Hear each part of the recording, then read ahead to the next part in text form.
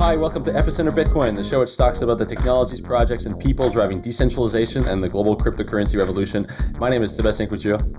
And I'm Meher Roy.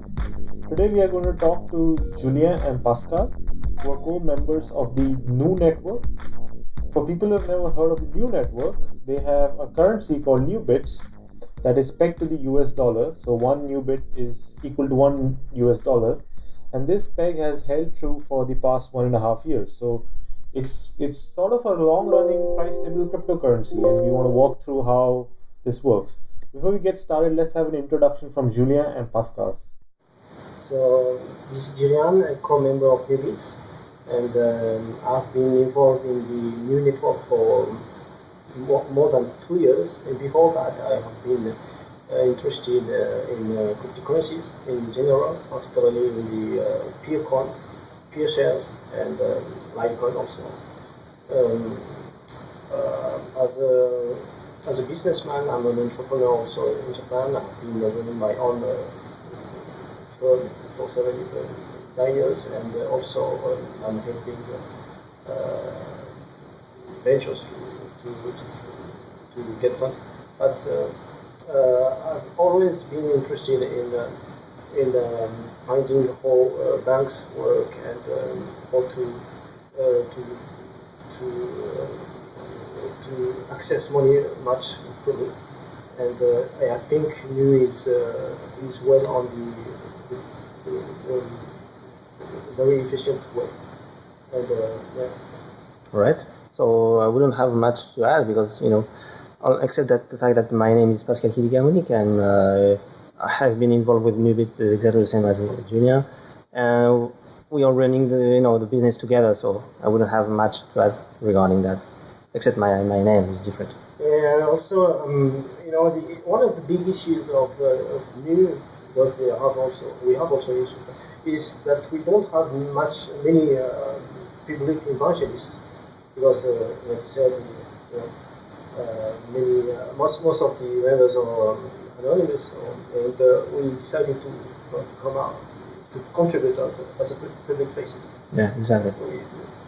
So the NU network, the NU community basically came out of the peer coin community, right? Which was one of the early communities that kind of pioneered proof of stake. And there used to be founder of peer coin, Sunny King, used to be very influential in proof of stake circles at one point, right? So who's the founder of the NU network? The founder is someone called Lee, and it's probably a person, but we don't know for sure. It could be a group of people too. And he came out in 2014 officially, but he also appeared on some forums, Bitcoin talk forums in 2013. And he originally wanted to create a template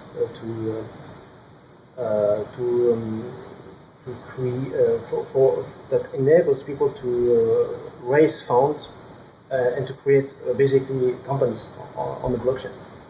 So let's walk through kind of how NUBITS, how the NU network works. So give us a brief overview of what the network aims to do and the basic core components of the network. Basically, so NU is one of the first decentralized autonomous organizations. So you have shares like called NU shares. When you hold those NU shares, you can mint, and by minting, you can contribute to the security of the network. And the products is called NUBITS. It's a stable cryptocurrencies, right now pegged to the US dollar, but we have plans to release other pegs like yuan, euro, SDR, and maybe other products that are not necessarily related to stable cryptocurrencies. But yeah, right now, US dollar peg. So in this, it's funny that it's interesting that you call it a decentralized or autonomous organization. I hadn't particularly looked at it that way. Can you explain to us how, in your view, the NU network is a DAO? Exactly. Yeah. But basically, shareholders are scattered around the world, and we don't know each other. And despite this fact, we can create a company and organize ourselves and manage the companies and making proposal and voting for this proposal in a totally decentralized way, because the consensus is everything is voted on the blockchain, and so it's trustless, decentralized, totally. Yes, Okay. we don't have any hierarchy, we don't have any CEO, we don't have any managers.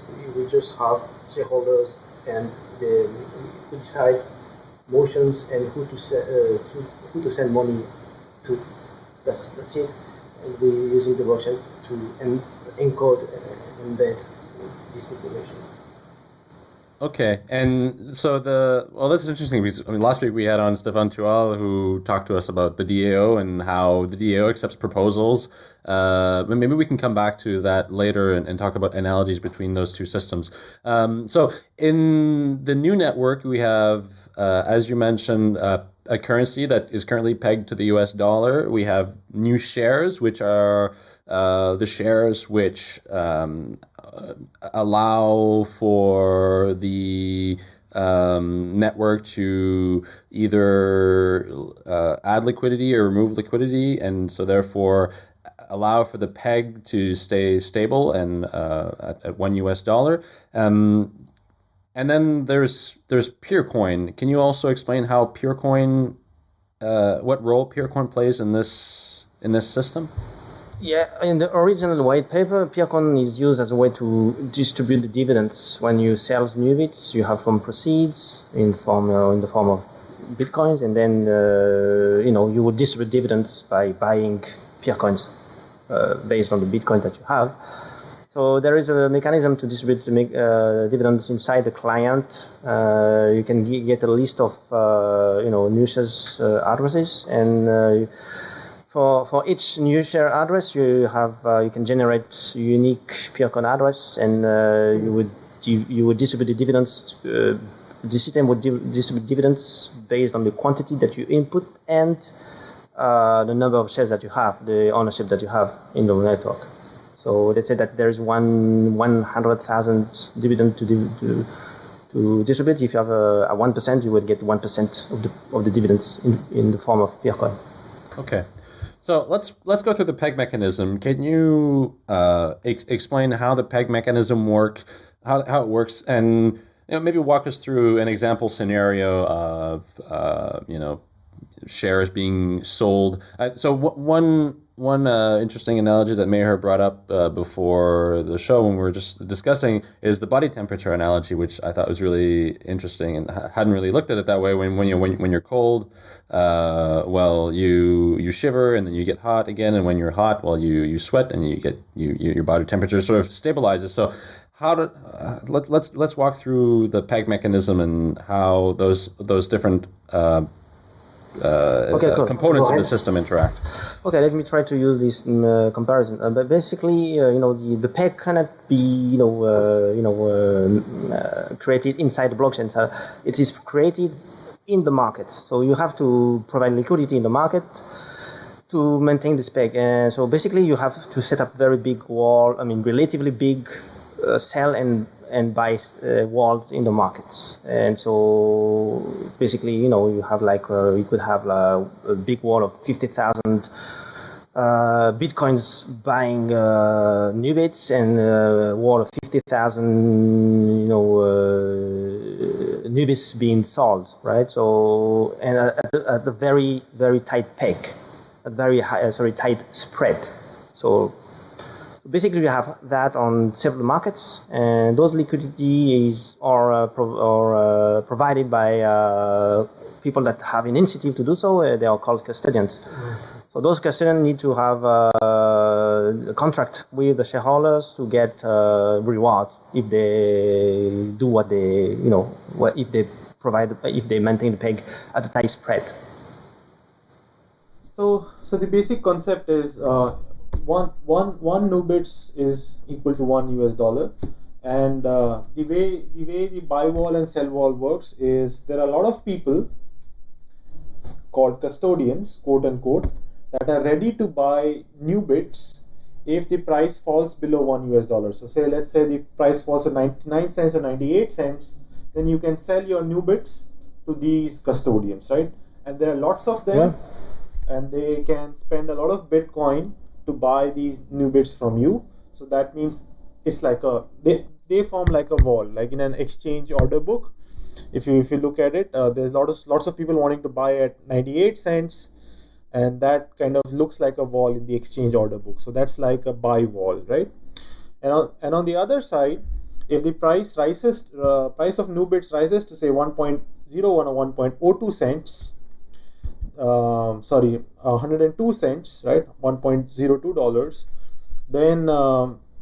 then there's a lot of people that are willing to sell new bits to a user, right? So so that's like a sell wall. Now, because a lot of people are willing to buy at 98 cents and sell at 102 cents, the price kind of automatically goes and stays between these two values, and that is the peg, right? This is the major mechanism. Right. There is no meaning to try to sell at. To buy sorry. There is no meaning, for example, to sell at 1.2 because you will find no buyer. There will be always someone that will be selling at $1, right? And on the opposite side, there is no meaning to try to buy at 98 cents because you will never find any seller at this price because you can always sell at $1. So there is no way that the thing can fluctuate. So the custodian buys and sells these new shares from new shareholders? NUBITS. Okay. Then who are the shareholders? Relative to the custodians, who are the shareholders? It can be the custodians themselves, but the shareholders, or it can be anybody that has invested money into new and that thinks that NUBIT would maintain its peg for a certain amount of time. So new has value for them, and they have decided to invest. So they are called new shareholders, and they have their own new shares. Okay, and so business also partners for. And so you mentioned that that custodians provide liquidity to the market. Because they are. Yeah, so they're putting up large amounts of Bitcoin to provide liquidity to the market. Yeah, because they have an incentive to do so, right? Right. And so where are these markets? Are you talking about exchanges, or are these markets organized by the new network, or on exchange. On exchanges? Okay. Like the main one would be Poloniex right now. But we have also BTR and also other ones. Okay, so in essence, the way we could think of it is like new is like a distributed autonomous organization. There are a bunch of shareholders that you can think of as the owner of this organization. The main product of this organization is a price stable cryptocurrency. That's NUBITS. That's your product, right? Now for the product, for the organization to work, you start to need employees of different kinds. One of the kinds of employees that you need is what is called a custodian, right? Yeah, you can see that in that way if you want. Yeah. Now, the job of the custodian is to provide liquidity and help maintain the peg of NUBITS inside different exchanges like Poloniex, BITCONNECT, etc. Right? So walk us how this employee custodian, why does he do this job, right? Like what motivates him to do this job? How does he make a profit out of this activity? Yeah, so at the beginning, 1 year ago when we started, the custodians were basically single individuals that, got an approval from the shareholder, so he had or she had to write a contract, and she would say, she would say, I want this amount for this liquidity for this kind of duration, and if he could or she could get the reward upfront or later after doing his job or her job, and so in that case, if it's later, the shareholder would have to judge if the job would have been done or not. So this person, let's say that is ready to provide 20,000 NUBITs of buy-side liquidity on Poloniex for like 10% a month, so he would get or she would get 2,000 NUBIT for this job. She would go to the Poloniex and maintain this and run the bot, which is called NUBOT, the trading bot, right? On the buy side of the pair NBT BTC, right? And the new bot would maintain the peg automatically. You can specify a lot of parameters. You can specify, for example, the spread. You can specify the limit. If you don't want to go over 5,000 NUBIT, you can set up this kind of some parameter. So, but the bot will make sure that the spread is very tight if the proposal contains includes this condition. Okay, so let's just walk through this one, right? So assume like let's play some roles, right? Let's say the two of you and Sebastian are shareholders of the new network, and the three of you are the only shareholders. We're just making a thought experiment, right? And now I'm going to be taking the role of a custodian, right? So when I'm the custodian, my job is to open an exchange account on Poloniex, right? And then offer buy side liquidity. So that means I need to put a lot of buy orders for 98 cents or 99 cents, right? Yeah, 99. Yeah, 99 cents. So I'm going to go to Poloniex essentially and put a lot of buy orders at 99 cents, right? Whoever wants to sell at 99 cents can sell to me. Now, in order to put these buy orders, what I need is US dollars at Poloniex or Bitcoin at Poloniex, yeah, exactly, or some other asset apart from NUBITs exactly, inside Poloniex, right? Yeah. So what at the beginning it was US dollar, but now it's Bitcoin. Yeah. So who gives me this Bitcoin? It's your. So at the beginning, it was your own money. You could have your own. You could. Two possibilities: your own money or the money from the company, the new, right? Okay. So then it could be my own money. So let's work with the possibility that I put my own money. So let's say I have 100 BTC. I put this to contribute buy side liquidity, right?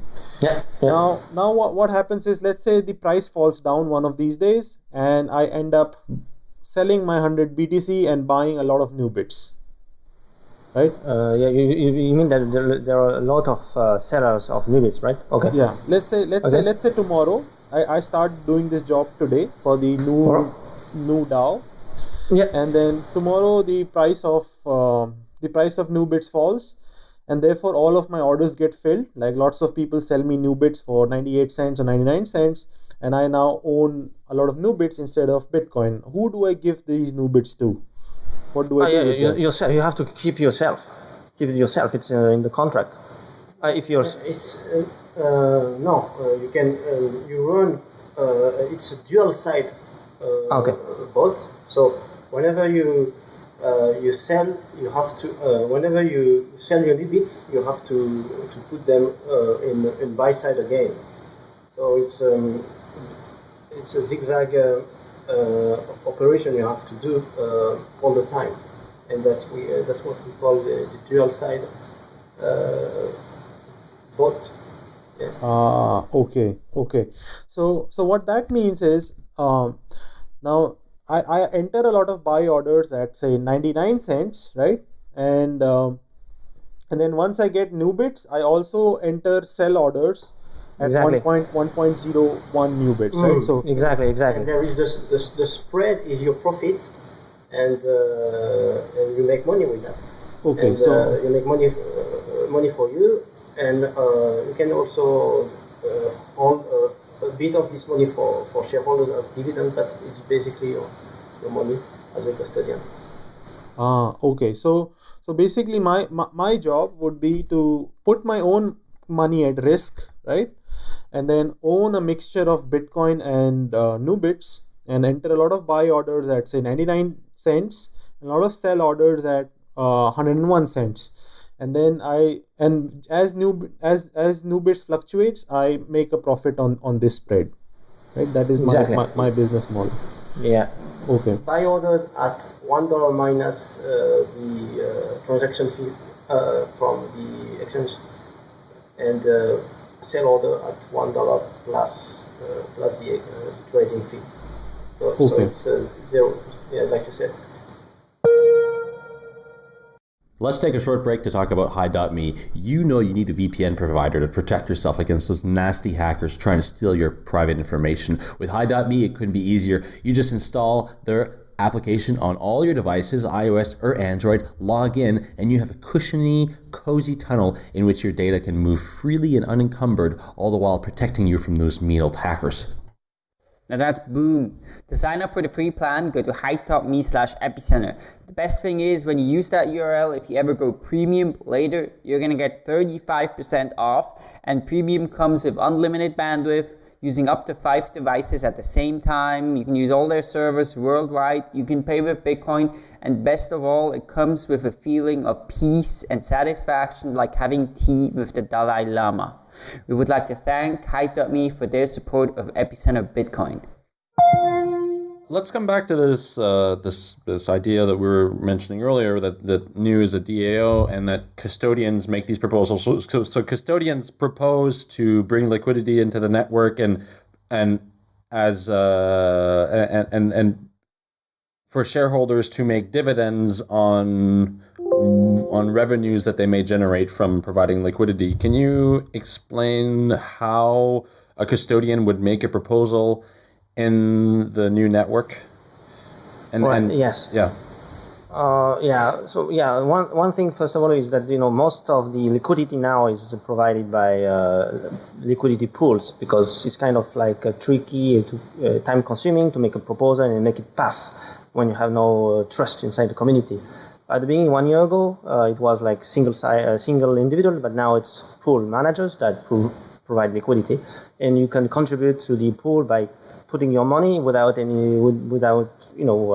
introducing yourself to the community. So it's much better now.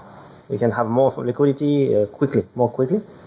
But the principle would be the same. You would have to make a proposal. You would have to say, as I said earlier, how much liquidity you are ready to provide, for how many days, and for what spread, and also for how much reward you want for that, right? Some people would ask for 5%, 10%, depending on the pair. I used to be a custodian on the NBT USD pair on CCEDK, which is a Danish crypto exchange, and I think I remember I put $5,000 of liquidity, or dual side liquidity.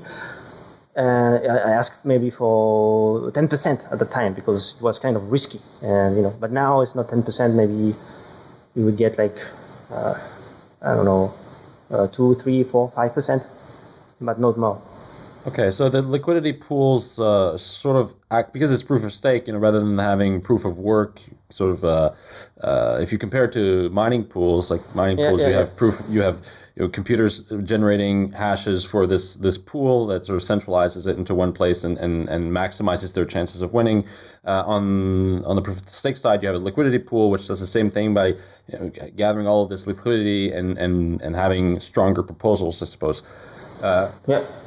Absolutely, yes. Let's focus in on the proposals themselves. How does a custodian or a liquidity pool, which is a consortium of custodians, submit a proposal to the new network, and how do the shareholders vote?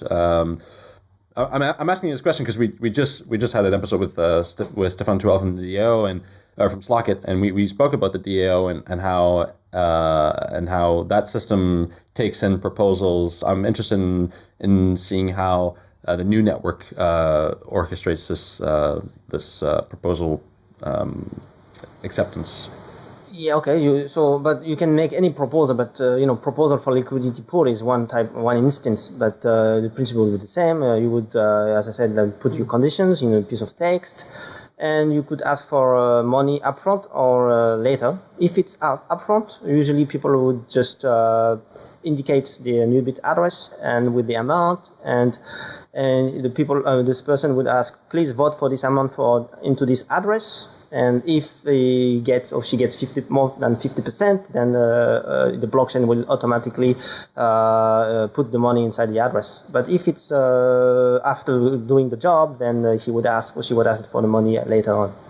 But so in this case, he would just ask people to vote for the hash of the text, which would be, and people would, voters, shareholders would put this hash inside the client, and if it gets more than 50%, then people would regard that as passed, and there would be a consensus that people would say, okay, now it's passed. We have to, if the job is done, then we'll have to,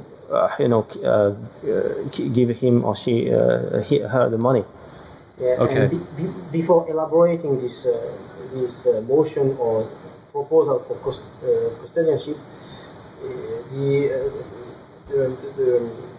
or he will try to get the most consensus from everybody, and will try to refine the text, the proposal before hashing, and it will depend on how much she will ask, on the conditions, if it's risky or not, how much it will bring to new, etc., etc. And then once she has decided it's okay, she hashes, and then put that for vote. And if it's successful, then she has the money. Yeah. Or the motion passed for her. But so this kind of proposal is not cannot be enforced by the blockchain. There is other types of voting. You can vote for, as I said, like what kind of proposal? A piece of text. Okay. Cannot be enforced by the blockchain. It would be just like, how do you call it? It would be just, we have to keep the words, right? Okay, so it's an honor system? Yeah, for this kind of proposal, but we can vote for NUBITS issuance, interest rates, and transaction fee. All these kinds can be enforced by the blockchain. And so custodians are, but by definition, they can be anonymous, they can be pseudonymous, they can be totally identified. I suppose if you're a liquidity pool, like you know who custodians are because you're dealing with a liquidity pool. If you just have like one person with a lot of Bitcoin that wants to provide liquidity in the network, they could choose to be anonymous. How does that play in? So basically, what are custodians usually anonymous or pseudonymous? I mean, if yeah, most of them are anonymous. They are all anonymous. Yeah. Most of them. Yeah, pretty much. Yeah. Also, yeah, except me, maybe I used to. Yes, but yes. So where does the trust come from then? I mean, if you're a custodian bringing in liquidity and these agreements can only be they can't be enforced by the blockchain and can only be sort of built on this honor system. Exactly. Well, how does that work? We don't trust.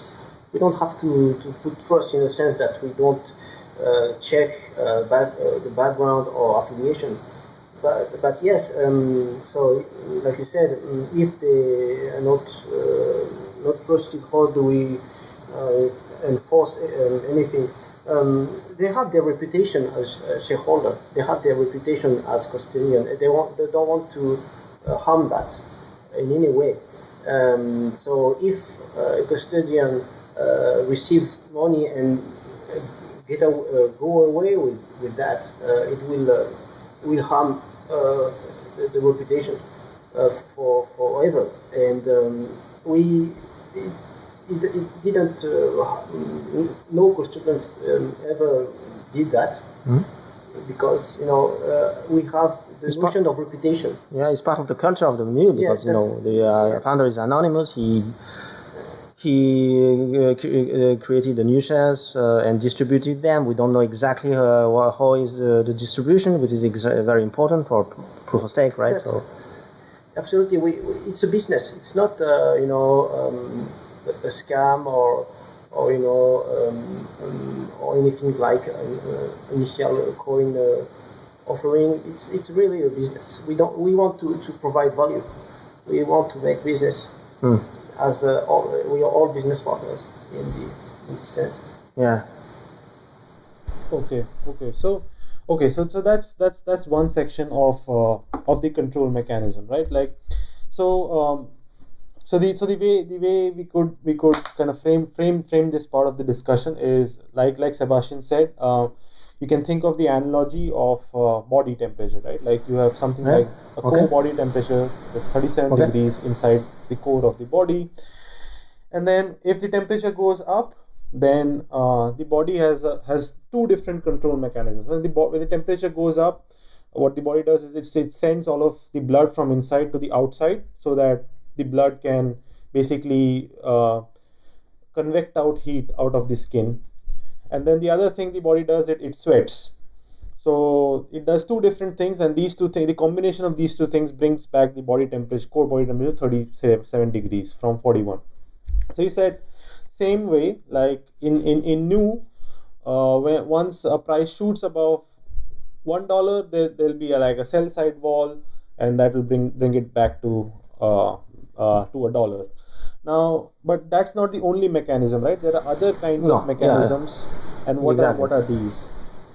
You want me to answer that? Yeah. Basically, we have indicators, but one of the biggest indicators is as I said, the liquidity, the state of liquidity inside the client. You would have in real time how much liquidity you have on the buy side and sell side. Let's say that it's very imbalanced. We have like 100K US dollar on the sell side and 20K on the buy side. That means that people are selling a lot of NUBITs, and very soon we will not have any more Bitcoins to buy those NUBITs, and the peg would be lost. In that case, we have to replenish the buy side. So we would just like basically unlock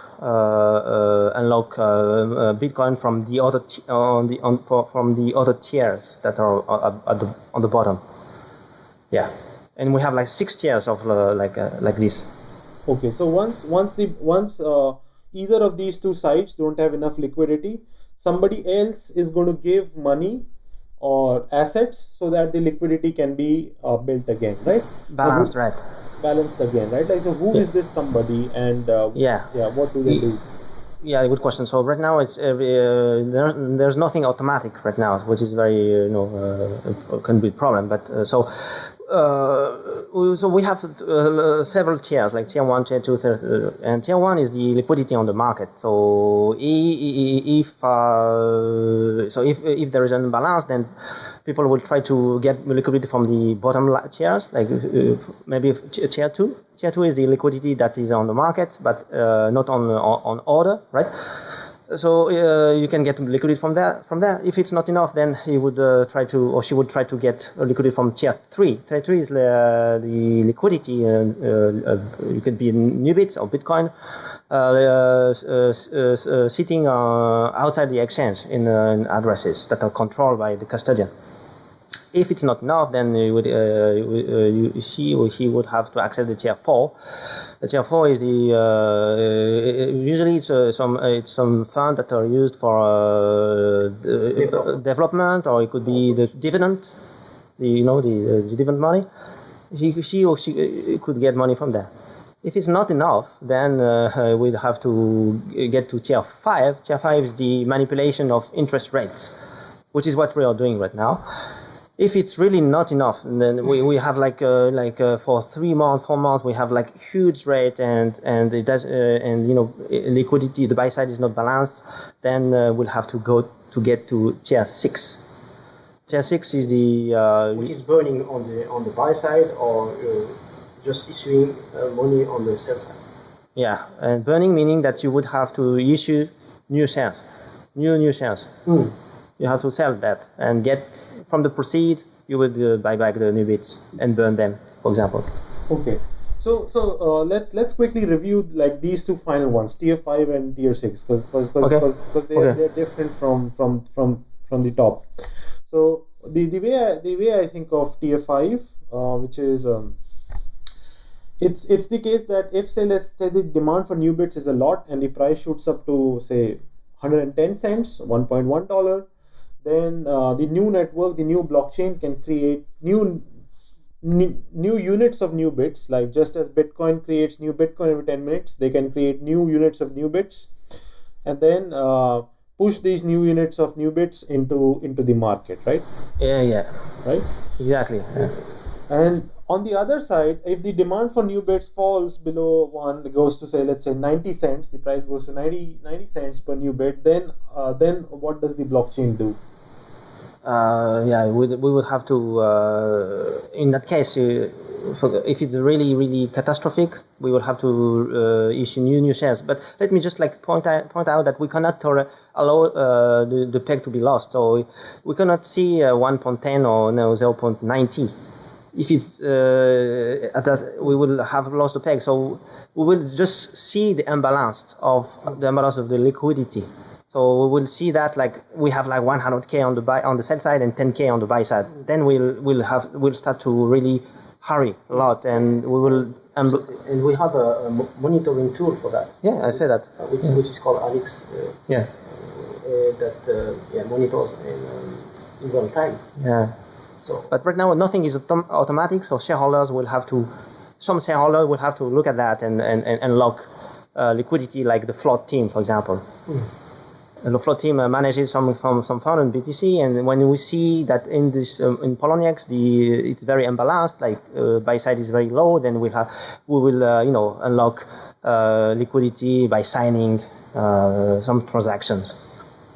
And it will be very time consuming right now. The float team is paid to monitor in real time and to open wallets to get funding, new funding for on the world. But they have to work on real every 24 hours a day for that, and they'll pay for that. Yeah, a little bit. Yeah. Yeah. So the key takeaway that the key message I hear is that if there's not enough people wanting to buy NUBITs while the price is falling, then the blockchain will create new shares eventually. Right?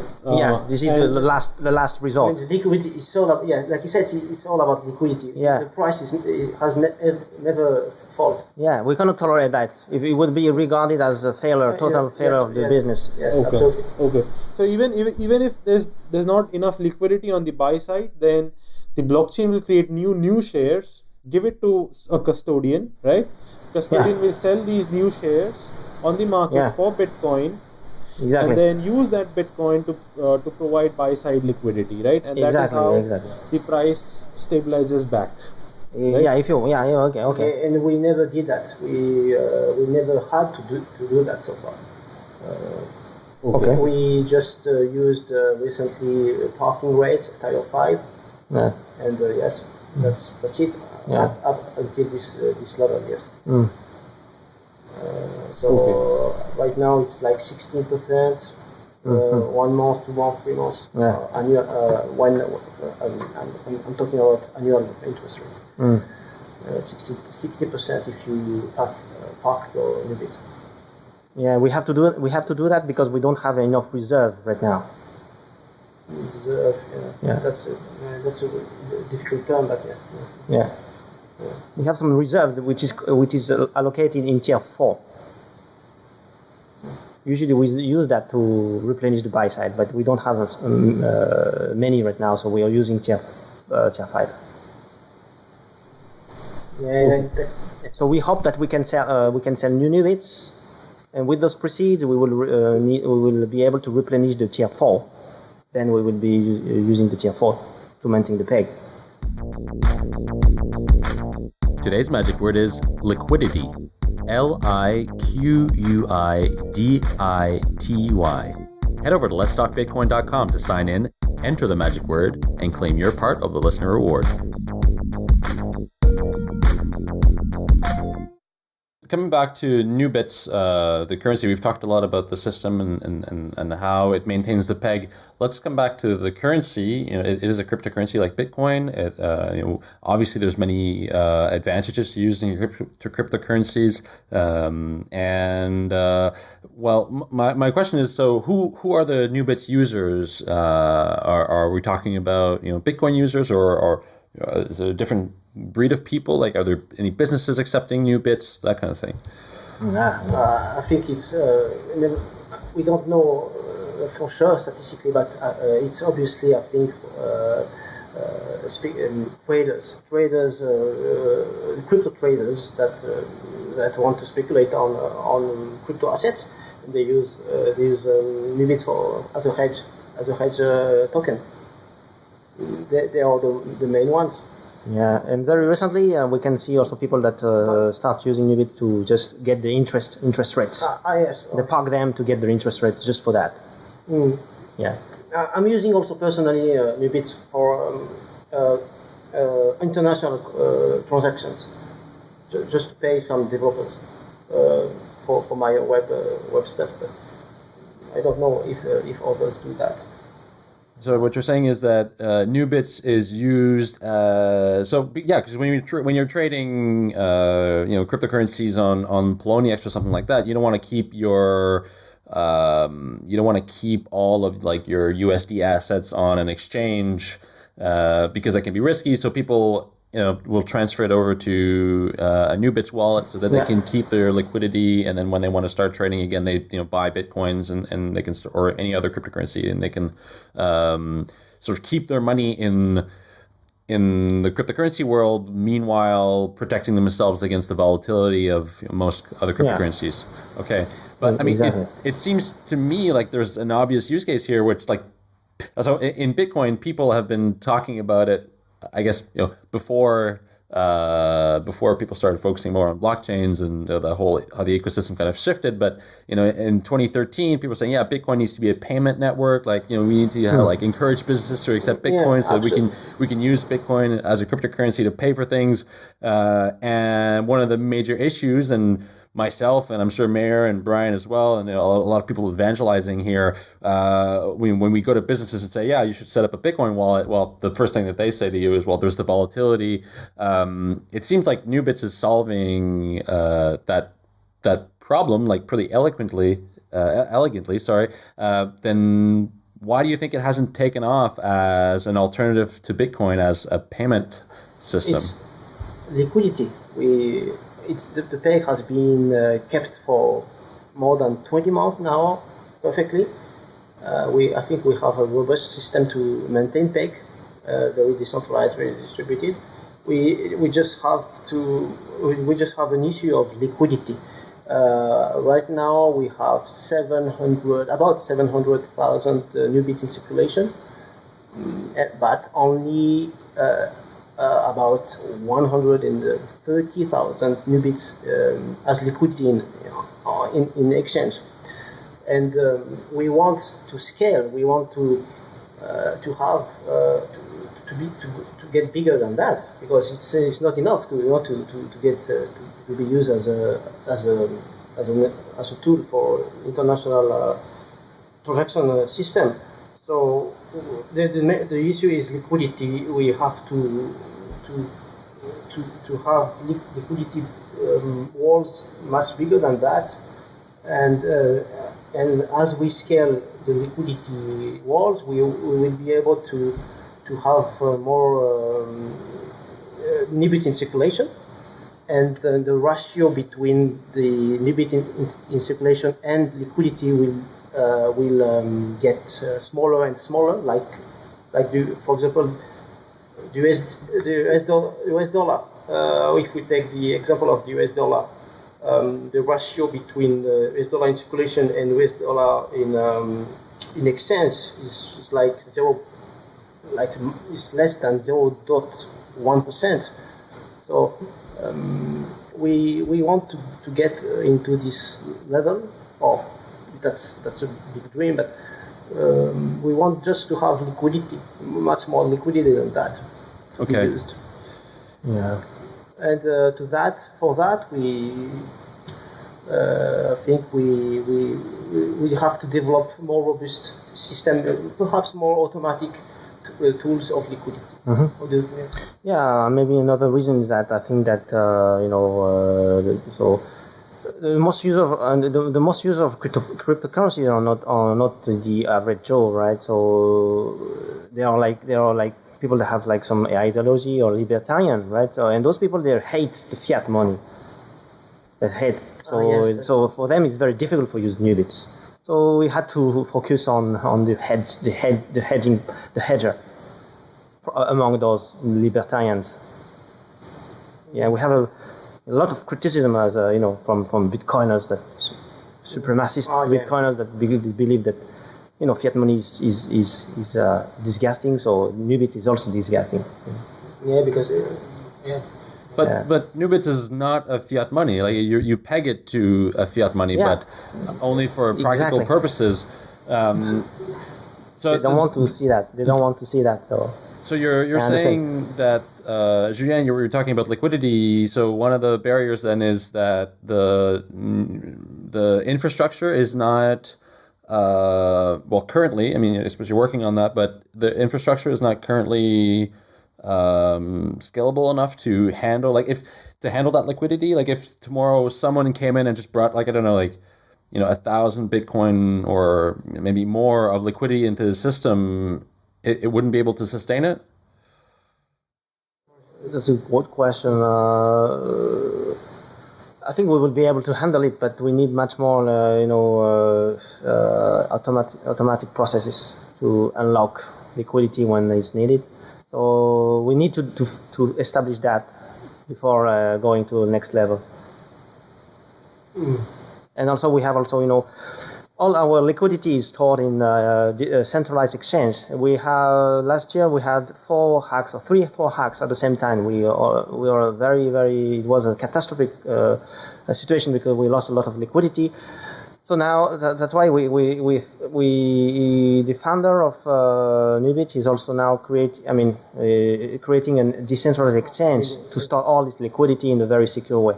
we as shareholder, we also voted for that. Oh yeah, of course, yeah. Yeah.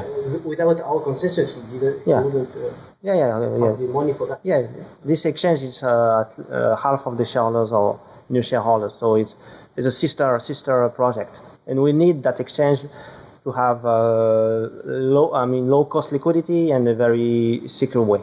We don't have that right now, so it's difficult for us to go to the next level. Okay. But it will be released in 6 months or something like this. And I'm curious, how would it unfold if, let's say, the U.S. dollar's exchange rate starts to act erratically? Like if we start seeing important fluctuations in the U.S. dollar's foreign exchange rate with, say, the euro or other first tier currencies, how would NUBITS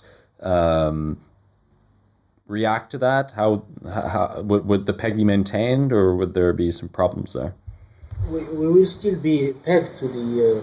Are you talking about a very disruptive change in the value of the US dollar against the euro? Yeah, for example. For example, we still, I think. We will still be pegged, right? We will still be pegged. But yeah, if the value of the dollar is decreased by 50%, we will have lost 50%, right? So we all, although we think that this scenario is very unlikely, it could happen, it might happen. That's why we're looking. We are also interested in other pegs, as yuan, euro, SDR, which could be even more stable. But some people are also proposing some kind of inflation-free US dollar peg, for example.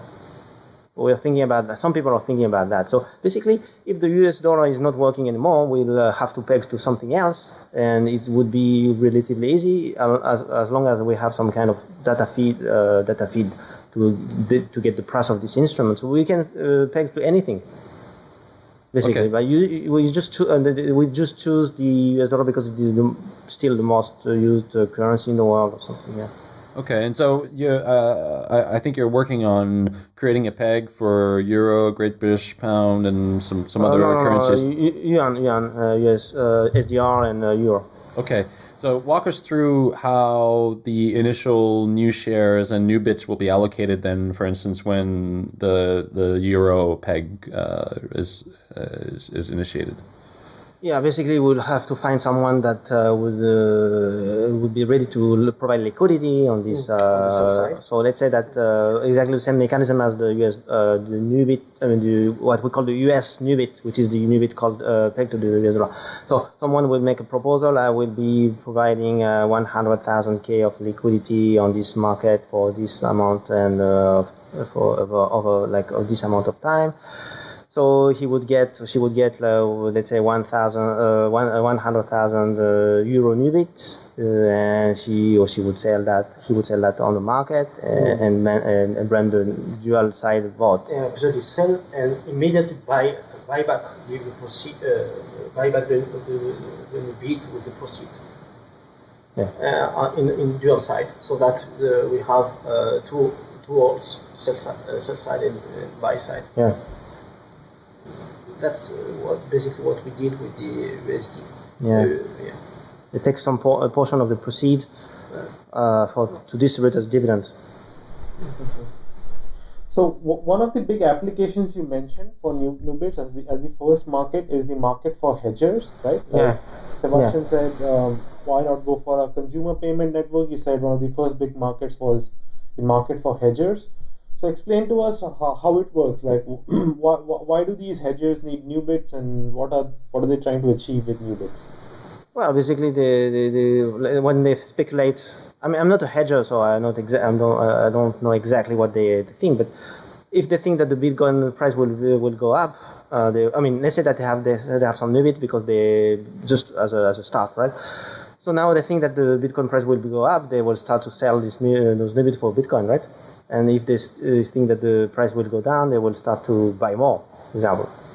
Yeah, I mean, another use case is, for instance, this is a secret to no one, but Epicenter doesn't have a bank account. We hedge some of our funds in gold with Vaultoro. Another alternative would be also to hedge it in NUBITS. I can see how a Bitcoin-only company could protect themselves against volatility risk. Some people do that, yeah. So yeah. Some people they ask for suddenly for 50,000. I want to buy 50,000 NUBIT. How can I do that? So some people do that. I mean, sometimes it happens, especially last year when Bitcoin price started to fall down quickly. Yeah, right now it's relatively stable, so we don't have so much demand for NUBIT. So it's basically the problem. When Bitcoin is not volatile, we don't do so much business. Okay, and do you so the block size halving is coming up pretty soon, and there's some mixed opinions about what would happen there. Yeah. It may be that the price may drop significantly. Are you seeing some increased demand because of that? Or people coming to you and asking how they can purchase a lot of NUBITS to hedge their bets against Bitcoin? Right now, I haven't seen any people asking these kind of questions, but there is a thread on the forum that in which people are thinking about what would happen with the halving. So we are trying to prepare for that as well. But I'm not involved so much with that right now, so I can't answer.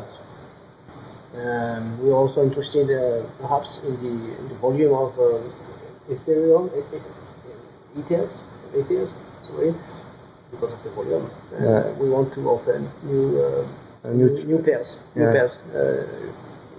USD, US NUBIT, ETH for that, just because of the volume. Yeah, I mean, there are some people, some traders on this pair that would be interested in NUBITs. Yes.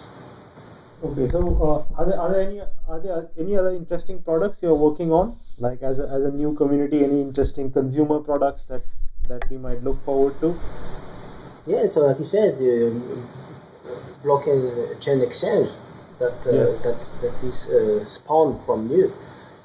basically pretty much the same structure, except that we add some new features.